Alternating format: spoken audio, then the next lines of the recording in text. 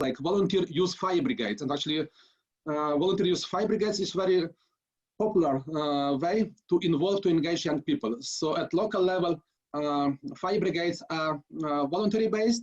They are supported, as they are financed by local governments, and they are also educate young people. They are also involve young people. So it's really quite popular way to engage young people in local community life. Then we have NGOs, associations and foundations, and in the end we have informal groups, usually religious groups and the local church or cultural clubs.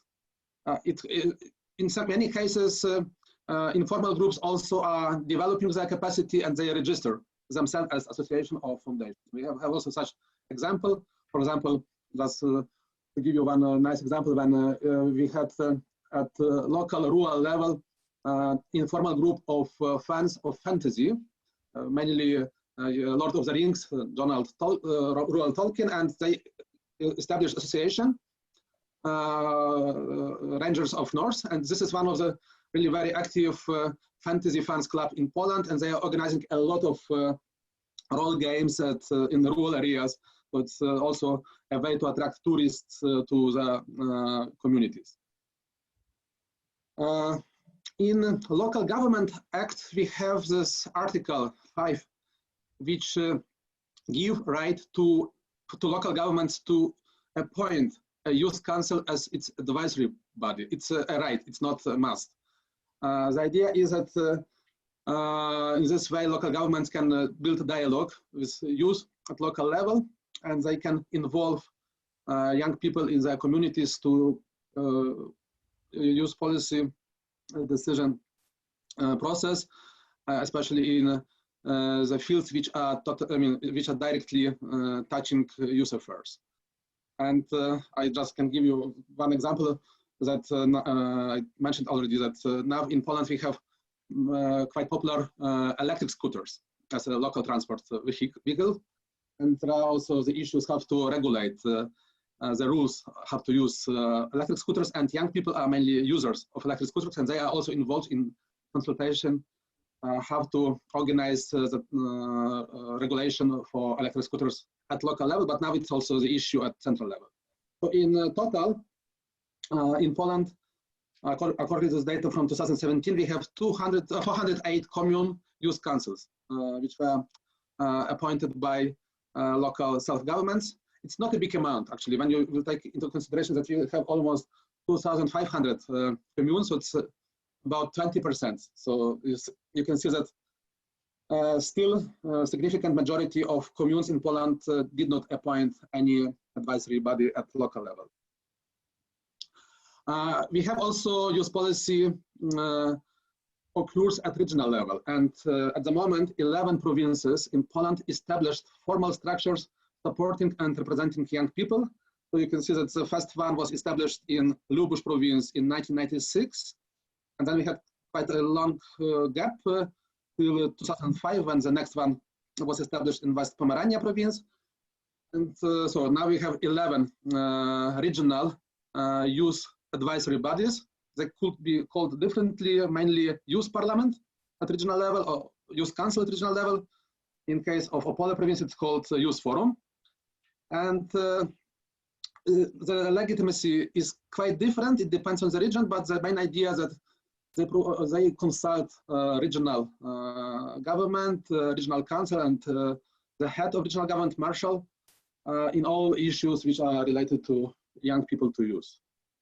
I can give you a few examples of effective regional advisory structures.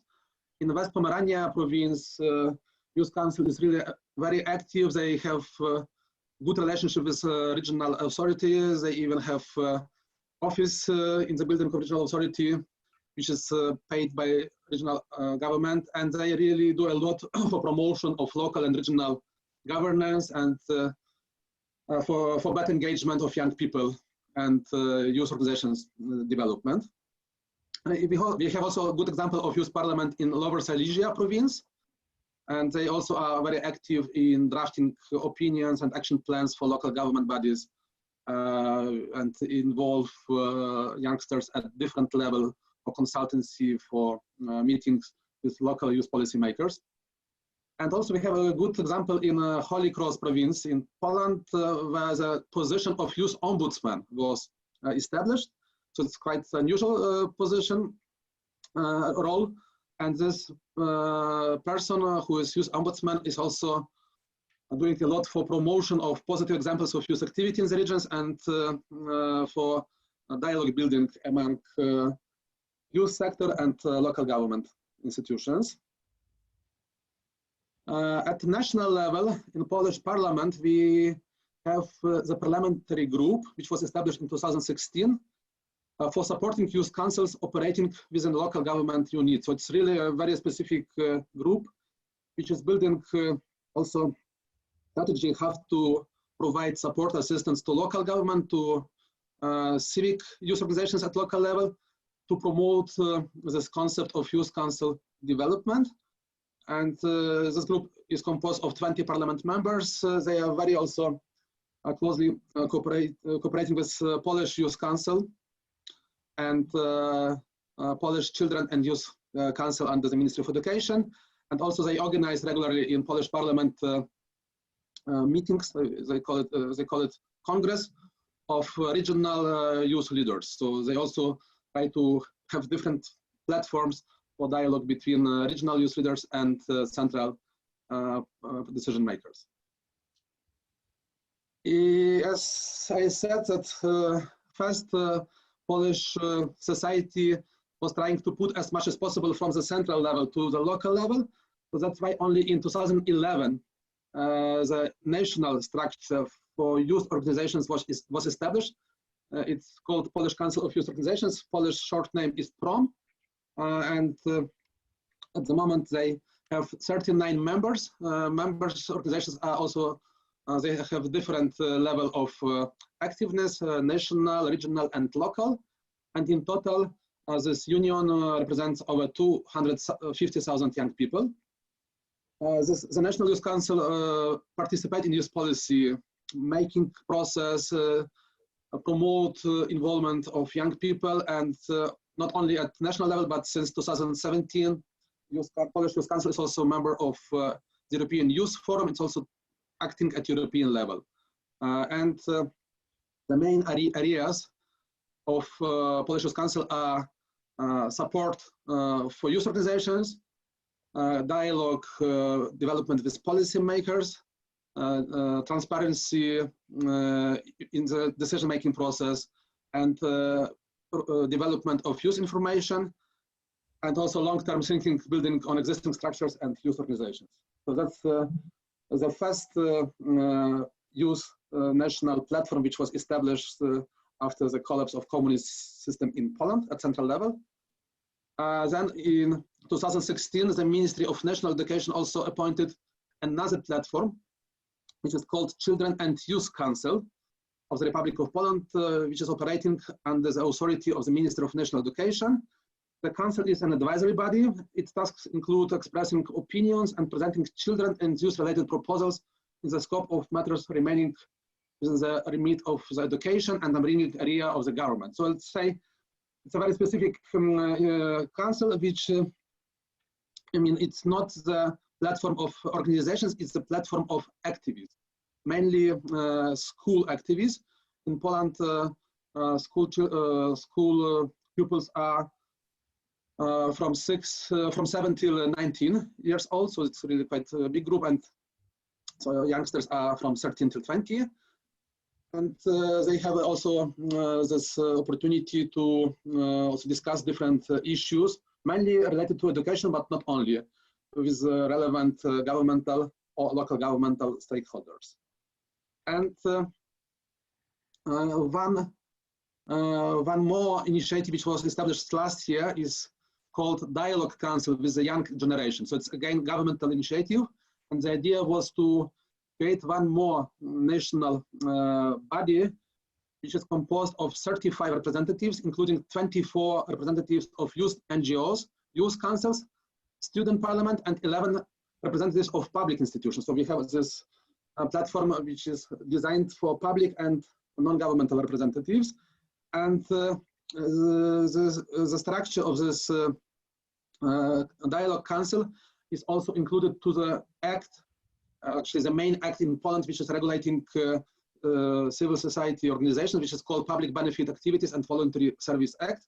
So it's directly written there that this council is expressing opinion on legal acts concerning the young generation, creates a forum for dialogue between various public bodies and non-governmental organizations, and supports civil dialogue.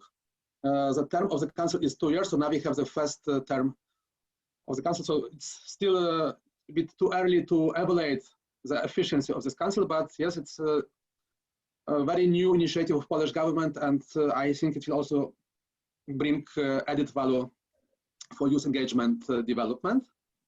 And last news, actually, from this week, a few days ago, 23rd of September, Polish Prime Minister appointed a new government proxy on youth affairs. It's a new governmental position, which is equal to the position of Under Secretary of State, so it's like a deputy minister. And this person, so it's a deputy minister, but without the ministry. In Poland, we do not have Ministry of Youth Affairs. The main ministry which is in charge of youth affairs is Ministry of Education. So it's a separate governmental position under the Prime Minister of Polish government. And the main idea is that this person will be in charge of strategic development of youth policy in Poland, and will also will be in charge of development of dialogue, interaction between central government administration, local governments, and NGOs in matters related to the situation of young people in Poland. So that's also a very new position. So it's also, you don't know how it will work, but I am very curious to see the results, let's say, in upcoming years. And to summarize, which ways are the most effective for youth engagement, which are, let's say, proved in Poland during the previous decades? First of all, it's promotion of youth participation via digital tools, digital media. It's really help a lot to approach different target groups, including also disadvantaged youngsters, which are not so active in public life. Creation of youth councils in municipalities. So as I said, it's a national priority, but again, it's a right of local communes to establish, to appoint such councils. But many stakeholders in Poland are really promoting this concept and are collecting good practices, sharing good experience. So we believe that youth councils at municipal level is a good way to mobilize youngsters and to engage them at local community life. Roundtables, consultancy meeting with local authority, also different meetings with school authority. I mean different schools, secondary, vocational, but also high schools, higher education. Youth meetings with NGO representatives. It's also a very big issue because majority of young people are not active in NGOs. So it's a really minor part of youngsters, less than 5% are active in non-governmental institutions in Poland. That's why it's also good to have different meetings which will inspire young people that many initiatives could be managed due to involvement in civic organizations. And that's also a good way to promote civic participation. And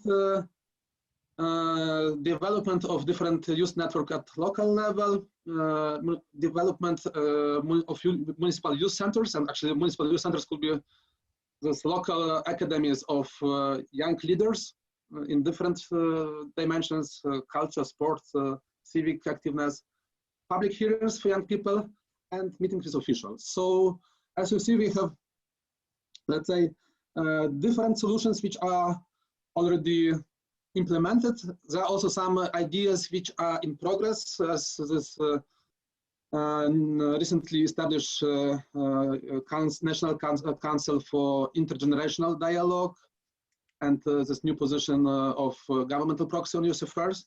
But what is also good to see that, yes, youth policy in Poland is becoming more and more important. It's also, of course, policy is developing by policymakers, by politicians. And also after the last presidential election we had in Poland in July this year, all political parties, all political decision makers understood that youth is becoming more and more active also in public political life. And actually I mean, they can also influence significantly on the political scene in Poland. And just to say that the president of Poland, Andrij Duda, who was elected for the second period as president of Poland, but he lost. He lost election among young people. So young people in Poland voted for other candidates. So it's also the issue for ruling party in Poland to analyze what they have to do to attract young people and to also to build this dialogue with youth. Thank you for your attention. That's all about Polish experience. Thank you. Thank you very much, Andrij. And it is well known that SALTO has a huge experience in working with youth, and especially with youth engagement with community life, with local self-government. And it's obvious that we have a lot of things to learn from your experience and to implement in Armenia also. Probably you are familiar with Grigor Yerevan, who is now with us, and I think this experience is somehow known by him also. He informed about that, but he is also able to somehow implement a lot of things which you share with us. I hope we will discuss still some of points today presented by you, and thank you again. And I would like to give the floor to Jan Cingel, who is founder, newly established think tank in Slovakia, which calls strategy analysis. Thank you, Jan, for joining us. And thank you very much for the invitation. Thank you, and the floor is yours. Thank you, Josep. I would also like to ask you to give me the rights to share the screen with you. I have a presentation, so I would join in. Done. With that. Done. Okay, let's try.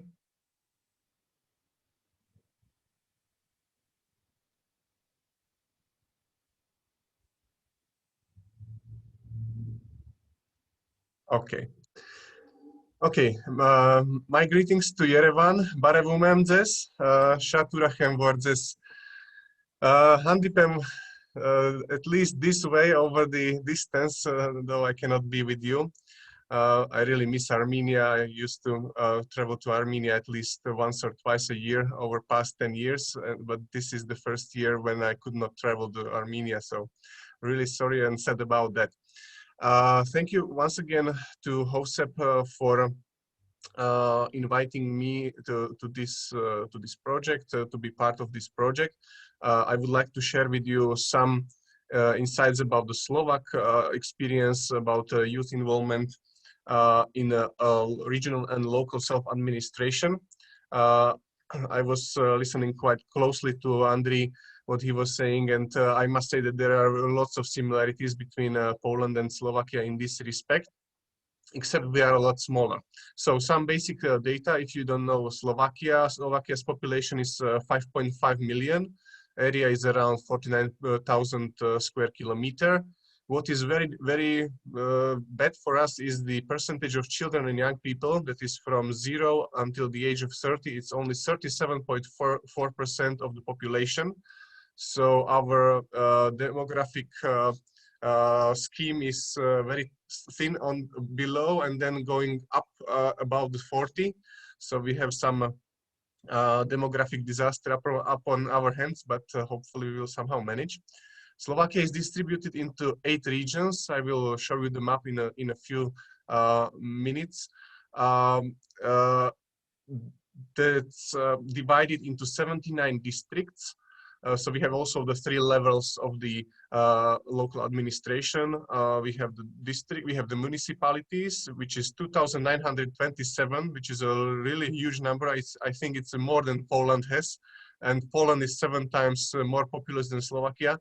But unfortunately, there was this kind of idea in the 90s in Slovakia that every small village has to have a self-governance. So now we have nearly 3,000 self-governances.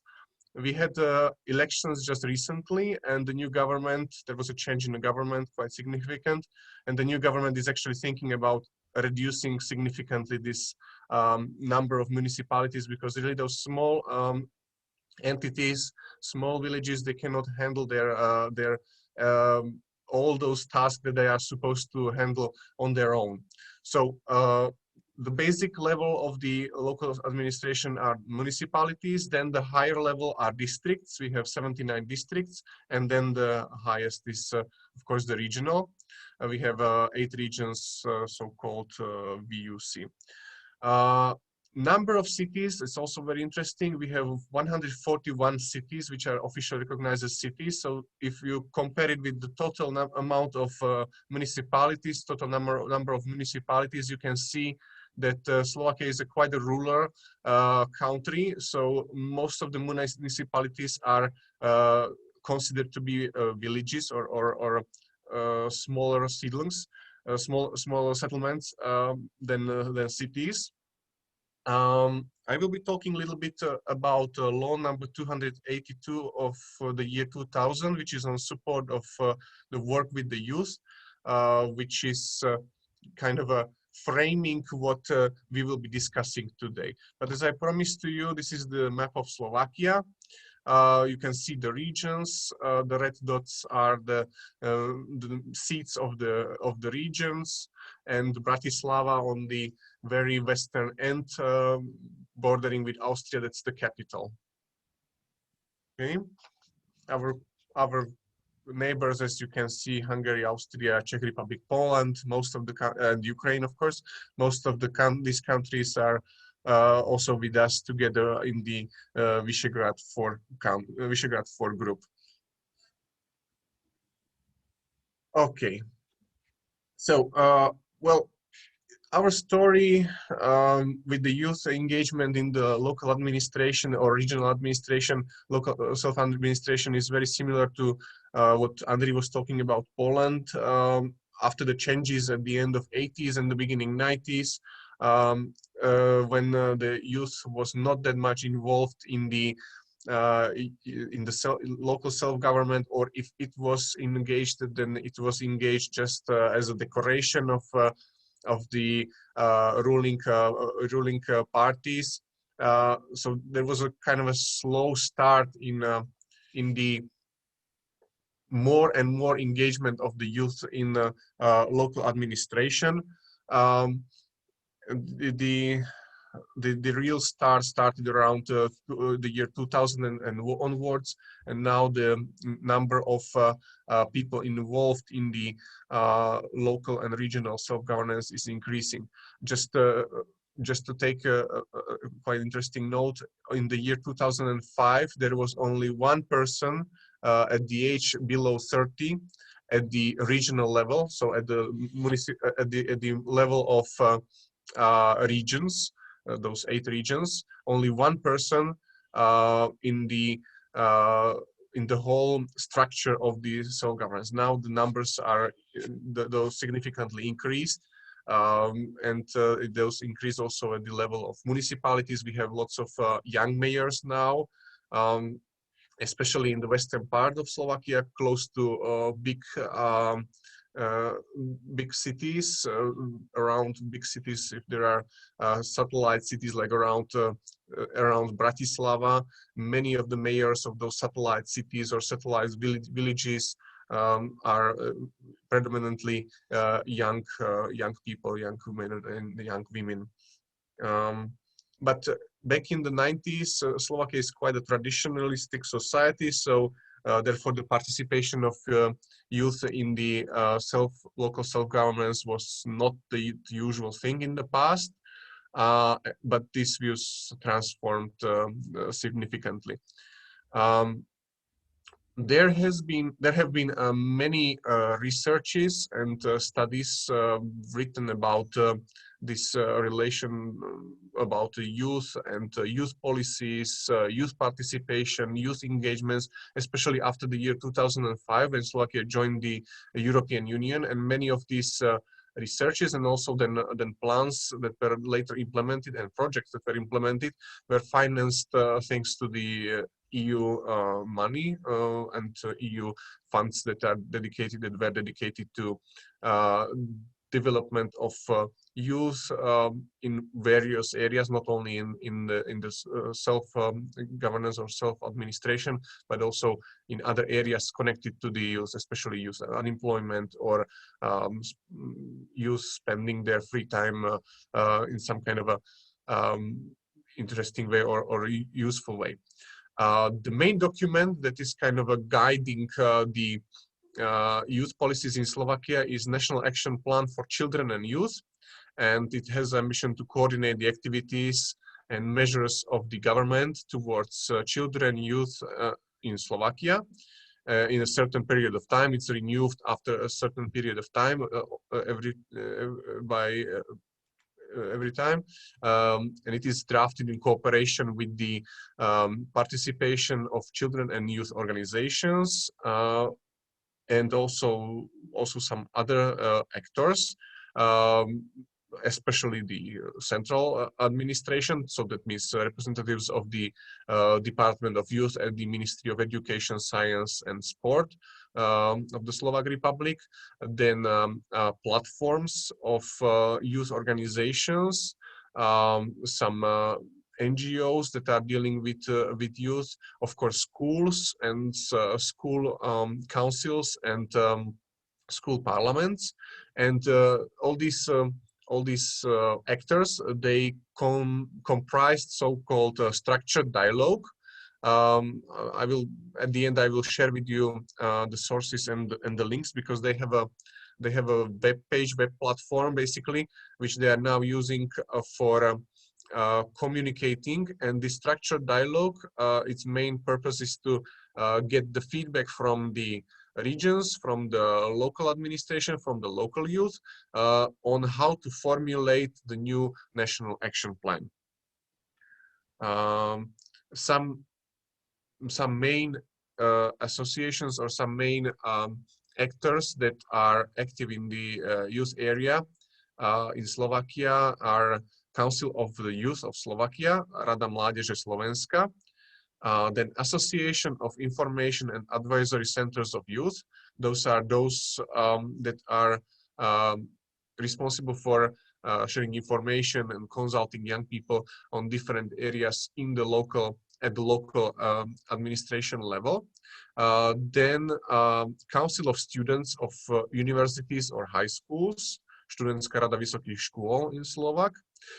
Then the Juventa. Juventa is a state body under the Ministry of Education.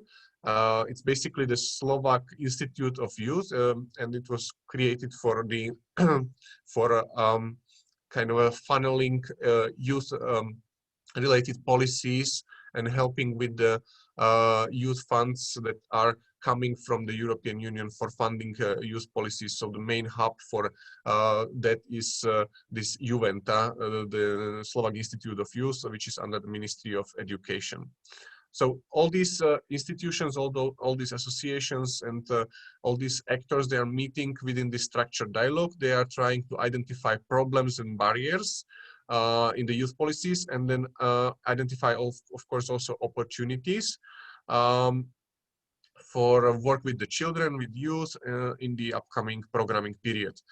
While they are participating in this formulation of policies, it is quite rarely that these participants also implement and control the action. So usually they give inputs at the beginning within the structured dialogue. Then the ministry and the Juventa is formulating the policies. They are transposing policies on the lower levels, and the organizations and the youth clubs and student parliaments and all these local representations of youth, they are participating only in the at the end when the implementation is being taken place. Um, as I mentioned on a previous slide, the participation of youth in the local self-administration or self-government in Slovakia is guided by the law number 282 from the year 2008. That whole law is about support of working with the youth, so it's more oriented on youth work. But there is one section, section 6A, which defines a term of youth parliament. Similarly, as in Poland, as Andrij mentioned, it is a kind of a voluntary organization. So under this law, local administration can create such student parliaments, youth parliaments under the municipalities. It's not the obligation, but they can create them. As of now, the statistics says that there are 66 youth parliaments at the level of those district cities. So we have 79 district cities. Out of those, 66 already have this youth parliament. I don't have data on what's the number of these youth parliaments at the level of municipalities, so at the villages, but there are some, of course, but I presume it's not very high percentage, because we have nearly 3,000 municipalities, and some of them are really very, very, very, very, very small. So, but at the level of district cities, so the bigger cities that are responsible for the districts, from those 79, 66 have youth councils. So these youth parliaments, they are assisting they are advisory body. They are assisting to the mayor. They are assisting to the local council. They are giving feedbacks on prepared youth-related either actions or local legislation, or when national level legislation dealing with the youth is implemented at the local level. These youth parliaments are consisting usually from the members of school councils. So at the level of schools, there are school parliaments or school councils where students of that given school are represented. So, and then representatives from these school councils or school parliaments are also members of this youth parliament of a certain city.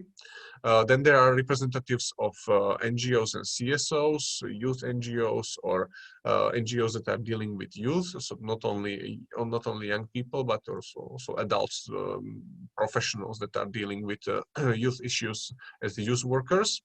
And then there are, of course, representatives of the local self-governance, from the sections responsible for the social affairs, responsible for education, for sport,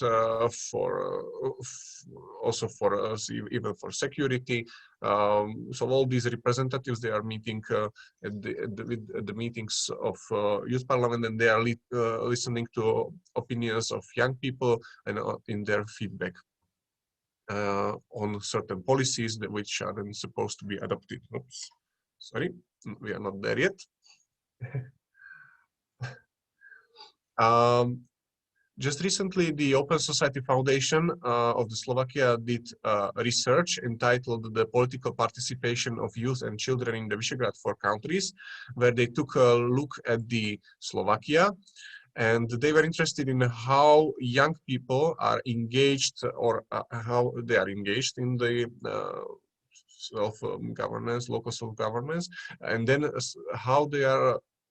what's their level of knowledge about such initiatives, and how they are satisfied with with their level of the participation. So they found out that most of the young people, they are interested in this youth politics, and they are aware that they are that these politics are concerning them, and only 8% stated that they are not interested. 92% stated that they are interested, and they know that these youth policies are concerning them and they are very important. What is very interesting on the other hand, however, is that they showed a very high. This research was done in 2017, and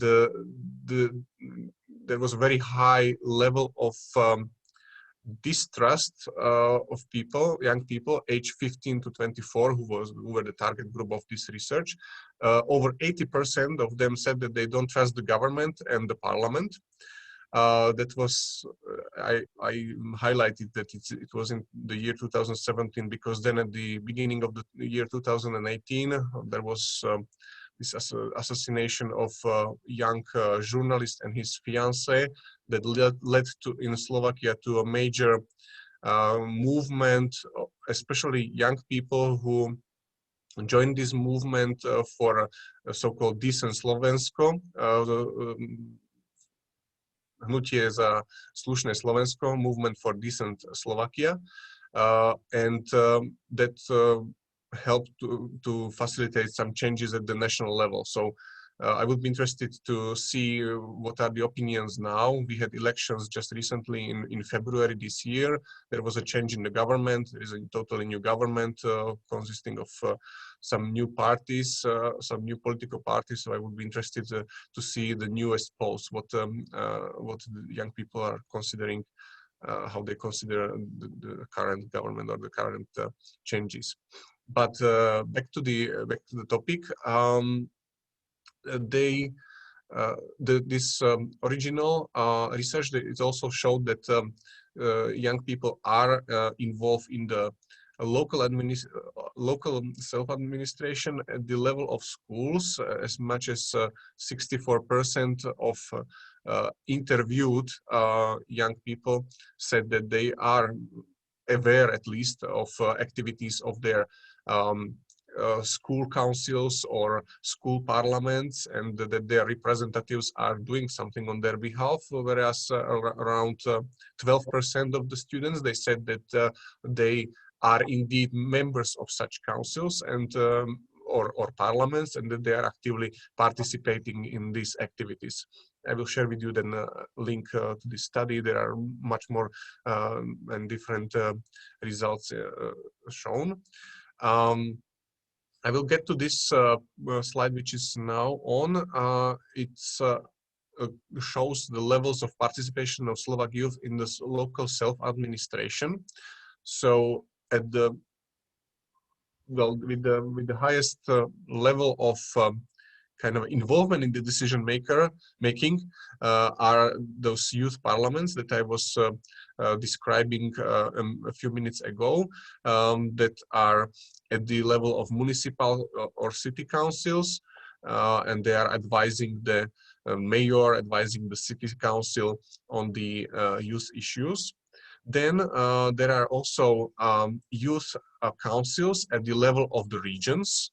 Those 8 regions that we have, we call them VUC, that is Vyšší územný celok, a higher territorial entity, but it's something like your Marsis that you have in Armenia. So at this level, there are also councils, because youth councils, because the division of work between the different levels of the local self-administration is that the municipalities are responsible for schools, grammar schools, and kindergartens. Then for the youth policies at the city level culture, sport, and also health and providing communal security. At the level of regions, regions are responsible for the middle schools or high schools. That includes also vocational training. They are also responsible for some parts of the cultural events, cultural entities, and some parts of the health and social, as well as civil protection services or bodies. And then at the national level, there you have the general coordination of the policies, plus universities. They belong under the national level. So it's divided like this. Then the third level of involvement could be, as I would mention, are the schools or pupils' councils or student parliaments that are being established at the level of schools. Those are usually young people. Those councils or those parliaments are kind of a connection between the school's leadership and the students.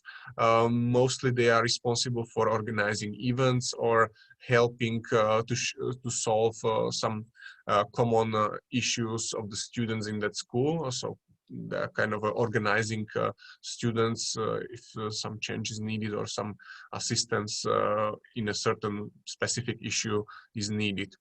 And then the fourth level are NGOs, which are not directly in the structure of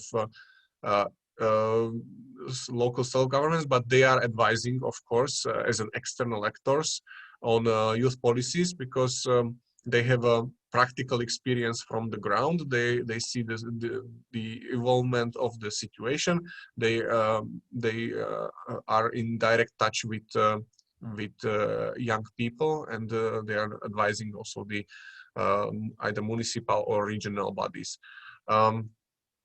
What is important to mention are also a bit of challenges that we are encountering or we are witnessing. The biggest challenge probably is that the youth policies, in the youth policies there is a kind of a lack of cooperation. There are really many actors, and the cooperation and coordination sometimes is not that easy, and some institutional and also those institutional bodies that were created, sometimes they don't communicate as effectively as they could. So that's one of the kind of challenges to improve the communication and coordination among those different bodies and stakeholders, because there are really a number of them, and many of them are doing a really great job and interesting things, but the coordination sometimes lacks. The second kind of a barrier for young people, now I'm getting more to this. I'm Yes? very sorry, Jan. Could you please finish in 1 minute, because we exceed the time allotted. Okay, 3 minutes. 3 minutes. Okay, I will just quickly run to recommendations. Okay, I will jump to recommendations. Okay. Okay. So based on Slovak experience and the local initiatives and work of youth organizations at the local in cooperation with the local administrations, there are some recommendations. Well, many things are about the money. So first, the budget youth initiatives, that is advice for the local administration. Some of those initiatives, youth initiatives, they need just a very small amount of money just to be able to self-sustain, but sometimes that initial kick is needed, and then the process and the initiative can continue successfully. Another recommendation was create a position of coordinator of youth participation with real competencies, budget, and salary. This also kind of reflects on that challenge of lack of coordination. So if there is one person at the municipality level responsible for coordinating the activities and also having a certain budget, being able to support some of those initiatives, and it's employed on a permanent basis with the municipality, then there is a higher chance that these politics will be more effective and this cooperation will be more effective. Develop a methodology on how to incorporate children and youth participation into the decision making. Well, it sounds very logical, but sometimes it's a kind of a challenge, and methodology at the local or the municipal level is missing, or not being implemented properly. Organize trainings and information campaigns for local self-administration on youth policies. As I said, we have too many local administration representatives, too many mayors, too many members of municipal councils, and very few of them are aware of what actually youth policies are, what mechanisms there are, what bodies there are that are working with the young people, and they could use it for their benefit. So this kind of a training also for the mayors and for the members of the local councils would be beneficial.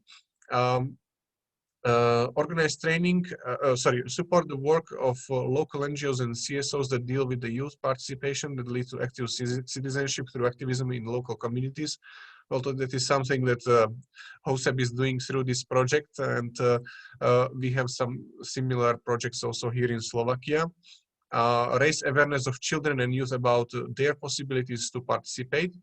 So not only to raise awareness of those who are doing decision making in terms of youth policies, but also of youth and children, in order they are aware of their rights, of the possibilities that there are there at hands for them.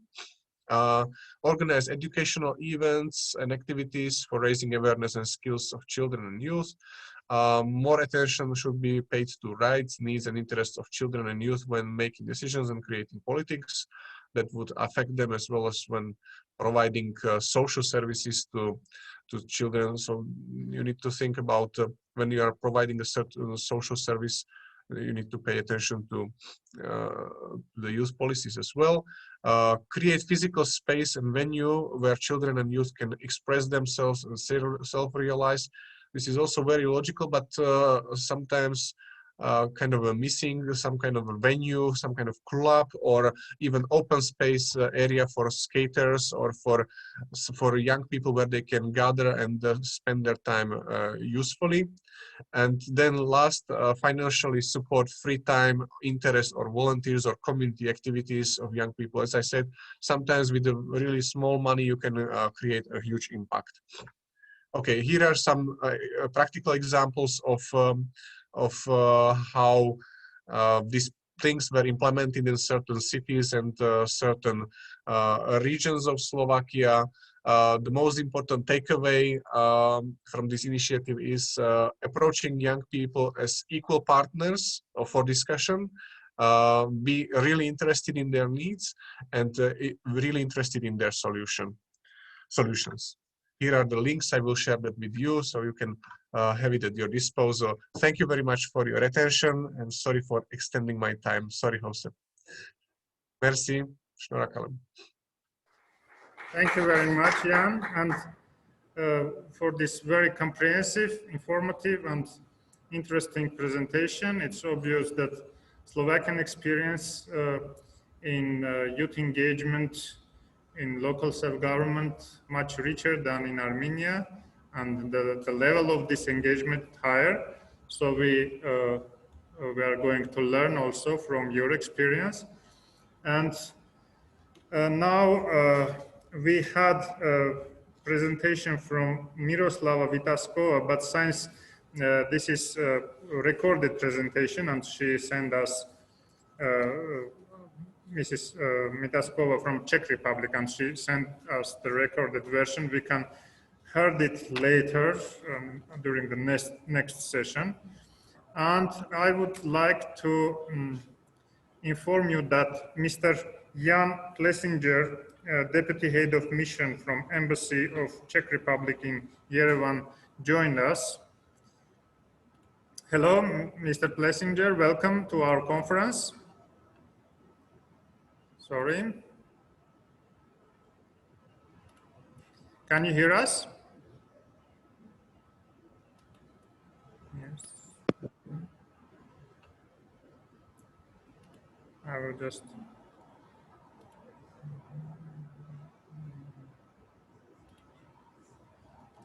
So thank you again for joining us, and I would like to give the floor to you for short address to our participants.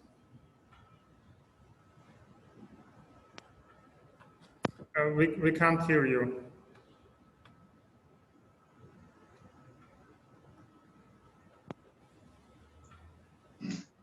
Can you hear me now?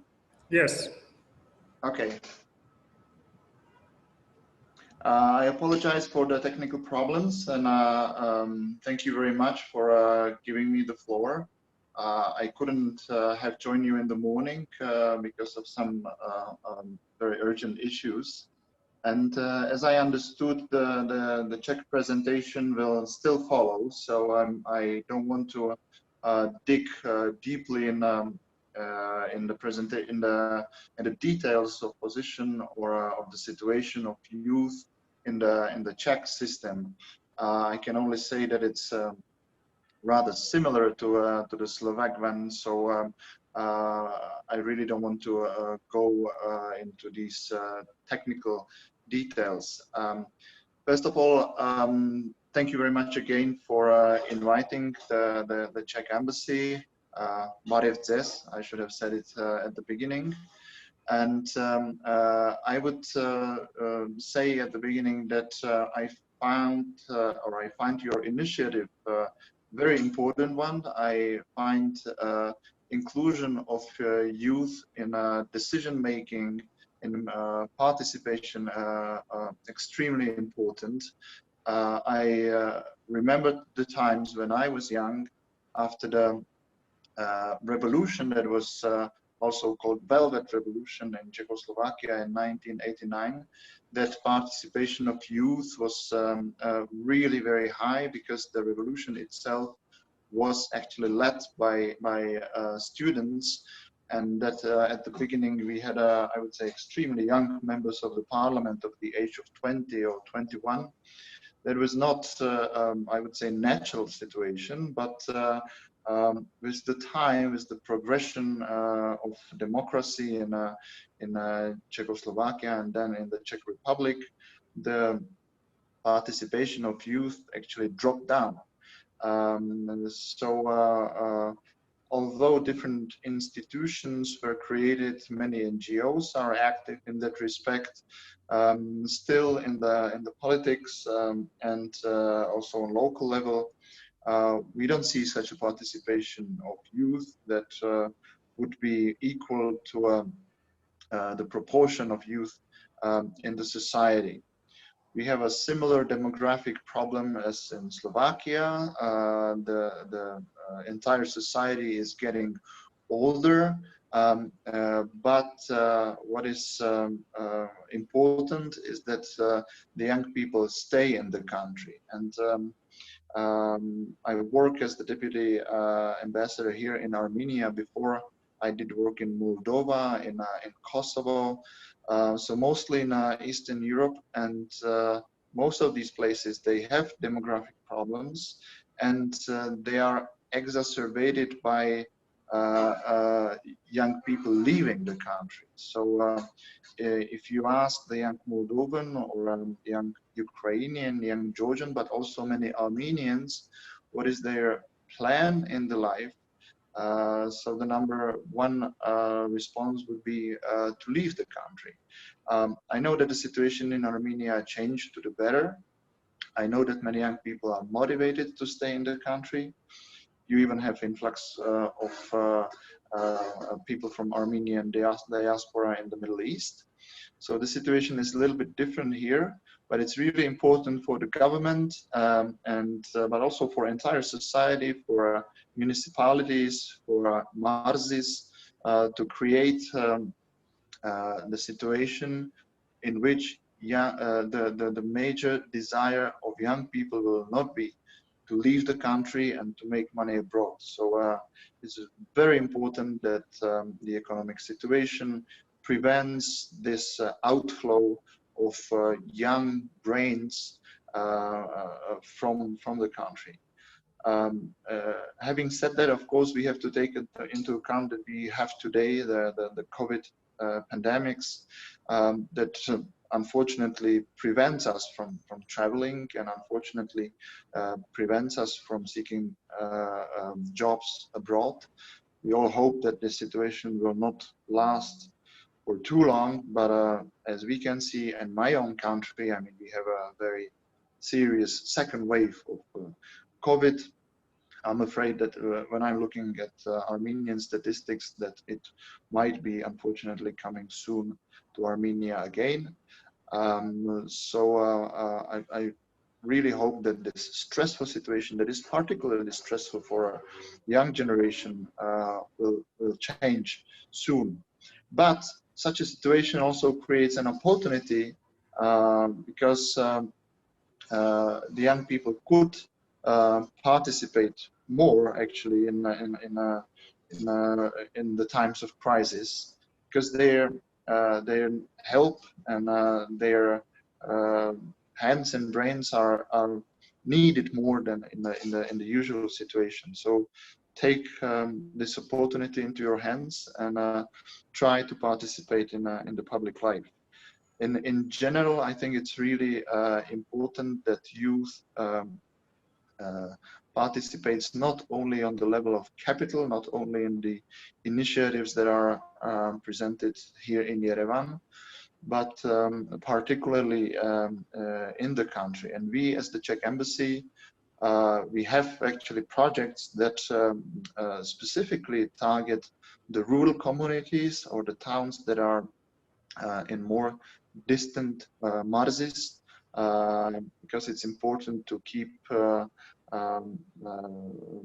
country alive, to keep the country running, not only in the capital that is vibrant and vivid, but also in the more distant regions of Czechia, Armenia, Slovakia, any country that you mentioned. So I would really like to encourage you to participate. And since I'm afraid that I'm the only person that prevents you from taking a coffee break, I would conclude by saying again, thank you very much for invitation, and remain active, remain focused, and do participate in public lives, including the small villages, small communities in entire territory of Armenia.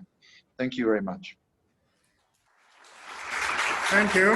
Thank you very much, Mr. Schlesinger. I would like to thank you and in your face also Czech Republic, and thank Mr. Krzysztof Barczak also, and is in his face also the Polish state for huge support which this country made to Armenia, and also especially for high attention which your countries pay to civil society, to development of our grassroots organizations, and especially empowering the youth from rural areas in Armenia.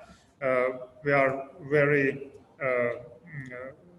value that, and the Visegrad Foundation, which established by Visegrad 4 countries, also highly involved in this and particularly supporting our project. So thank you very much. And yes, ուզում եմ խնդրել ձեզ, քանի որ մենք ահագին ուշացանք, ներողություն խնդրելով նաև այսպիսի